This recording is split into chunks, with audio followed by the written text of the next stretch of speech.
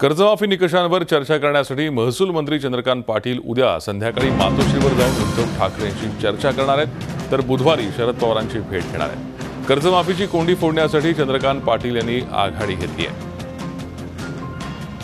या संदर्भात अधिक माहिती घेऊयात आमचे प्रतिनिधी दीपक भातुसे सध्या आपल्या संपर्कात आहेत। दीपक, काय अधिक माहिती आहे?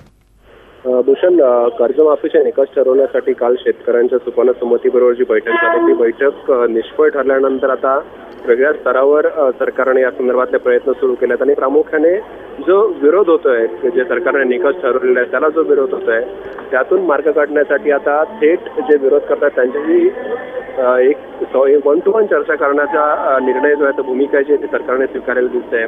त्यानुसार आज चंद्रकांत पाटील जे महसूल मंत्री आहेत त्यांनी विरोधी पक्ष नेते राधाकृष्ण विखे पाटील असतील, धनंजय मुंडे असतील यांच्याशी चर्चा केली। त्याचबरोबर शिवसेनेचे नेते रामदास कदम, दिवाकर रामते यांची भेट घेऊन त्यांच्याशी त्यांनी चर्चा केली आहे। राजू शेट्टींशी ते आज बोलले आहेत। त्यामुळे वैयक्तिक भेटीगाठींवरती आता चंद्रकांत पाटलांनी जोर दिलेला आहे।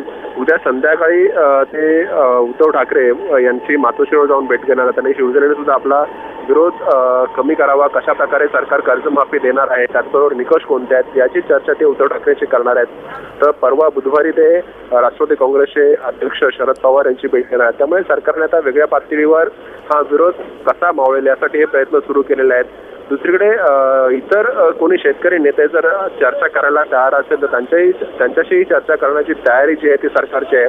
त्यामुळे आता वैयक्तिक चर्चेतून मार्ग काढण्याचा सरकारचा प्रयत्न आणि प्रामुख्याने नेत्यांचा विरोध मावळला तर सरकारसाठी हे थोडं काम सोपं होईल कर्जमाफीचे निकष ठरवण्याचा आणि अधिकृत कर्जमाफीचे निकष सरकारला जाहीर करता येते।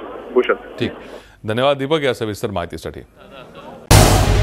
झी 24 तास रहा एक पाऊल पुढे।